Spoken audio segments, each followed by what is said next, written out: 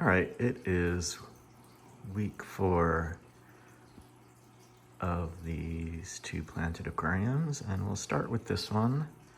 So I may have some regrets with the other one,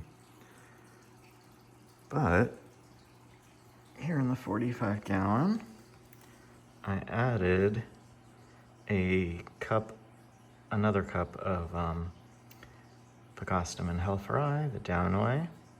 And you can see what a difference it is when it's brand new out of a tissue culture cup in the front row there.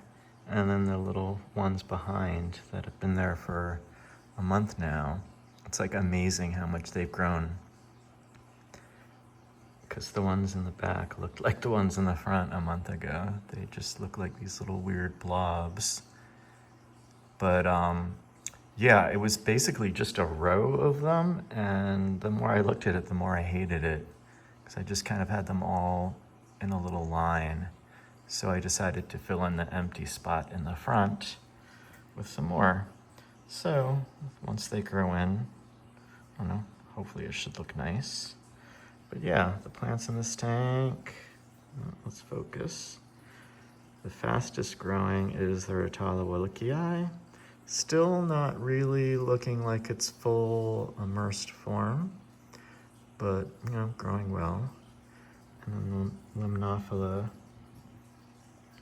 also pretty nice. You could see in with the Limnophila are some Pagostum and Dasen from the center that I accidentally, I think they were the ones that got sucked into they kind of got loose and got sucked into the filter. And when they were little, they just looked so similar that I stuck them right below. And now they very clearly are the slower growing Pagostum Stellatus Dasen, which is right in the center there. So, yeah, well, Smyriophilum looks good. This blood red Rotala is looking really nice, getting more and more red. There was some string algae on the rocks. Let's see. I did a 50% water change today and I siphoned it out. I think I got it all. Let's see. There was definitely a lot on these 2 rocks, but it siphoned away pretty easily. But yeah, I did a water change just to help out with that. And I ordered some Amano shrimp and some, is it Cardinia or Neocardinia? Which ones are the easier ones? I always get that confused. But yeah, I ordered some of them too for the various new tanks. So that should help with the algae problem. And maybe I will also order some Autosynclus for this tank once I do decide to place a fish order for the 33. Because I think I'm still not sure what I want to put in this tank as far as fish go. Tetras or Danios or Rasboras, I haven't decided yet. Now, let's go to the 46 gallon where I may have fucked up because I decided to add some Bucephalandra and moss. I added this little green Bucephalandra or Bucephalandra, however you want to pronounce it. I added that. It's Bucephalandra centang, green, this tissue culture.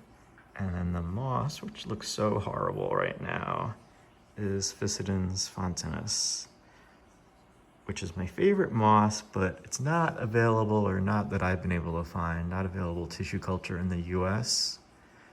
So it's just little regular golf ball sized clump of it. And this has been a mistake in the past where it introduced black hair algae into my tanks.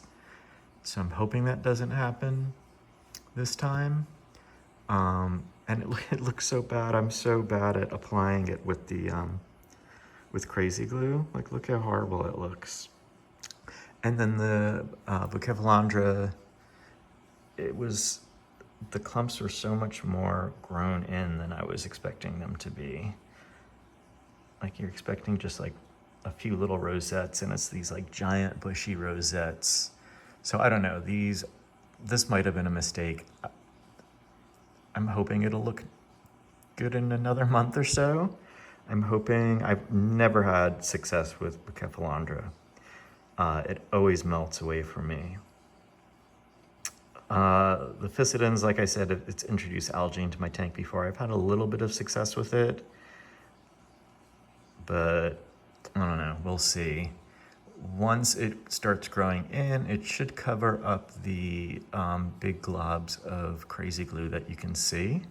There's some more crazy glue globs down there in that group of buse. It's hard to focus on any specific thing. But yeah, I don't know. This tank was looking great, and I may have screwed it up. I'm hoping that in time it will be worthwhile. Right now I'm feeling a little sad about it. It's like, I don't know. My aquascaping still leaves much to be desired, but I don't know. In my head, it's gonna look great. We'll see what the reality is.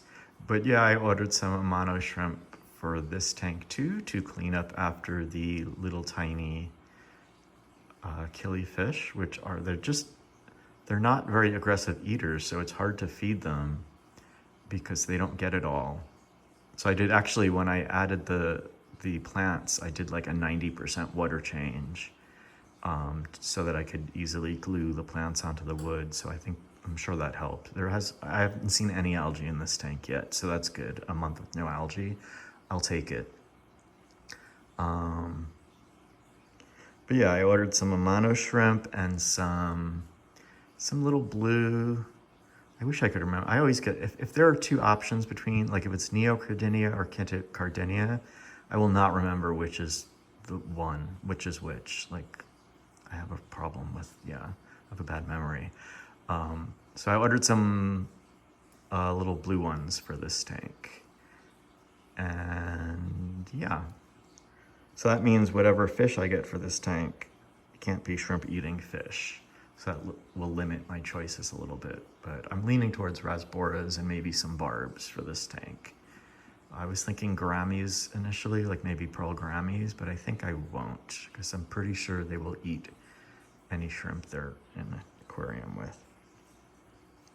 So yeah, anyway, sorry I've blathered on and on, but as you could see, the rest of the plants at the 1 month mark or the 4 week mark are looking pretty good. Fingers crossed the stuff I just put on the driftwood will look good eventually. Yeah, overall, I am pretty happy with how these 2 aquariums have been going. So far, it has been, I feel like they've been pretty successful. So yeah, thanks for watching. And I don't know, let me know what fish you would add if these were your aquariums. Okay, I will catch up next week at the 5 week mark, and we'll see if there's any changes.